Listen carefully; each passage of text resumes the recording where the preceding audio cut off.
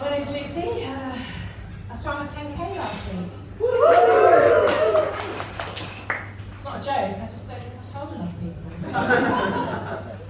It was around about the 7 or 8K mark that I realised that finishing this swim wasn't going to fill the gaping void inside me. Any more than the last one did. What? What's your name? Sorry? Because Illy. If we both know you can't run away from yourself, you sure as hell can't swim. You never go to swim fast enough, do you? Even Michael Phelps is going to face his demons one day. So I decided to channel the gaping void inside me into my stand-up. And everyone's a winner.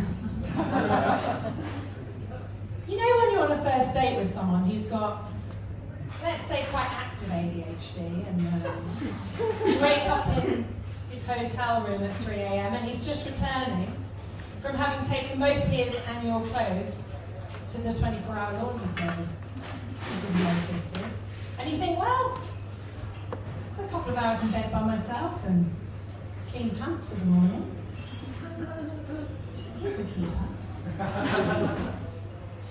was in the pub the other day by myself. A guy comes up to me and asks whether I've been ghosted or dumped or something. I said, no. We're allowed out on our own these days.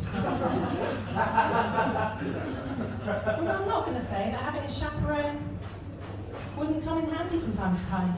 Went on Bumble the other day, which is something that I do once a month when I'm ovulating.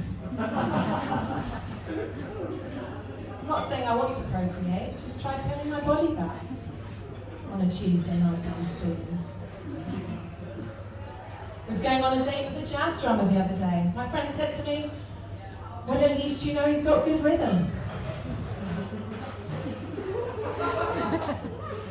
She was, of course, talking about the beautiful act of lovemaking. At the time, I wholeheartedly concurred. But on further reflection, I got to thinking two things. A, he might not be a very good drummer.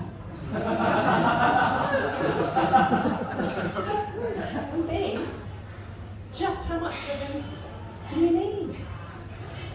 So a bit of research, I discovered that human beings have sex at roughly 75 beats per minute in 4/4 time.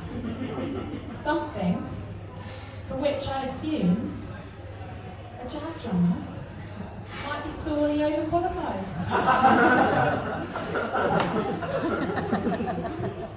Before you know it, 3 self-indulgent hours have passed.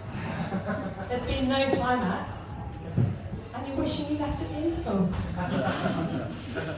Just a top tip though, if you ever find yourself in this position, the stock response to their questioning as to whether or not you'd enjoyed it should always be, it was interesting.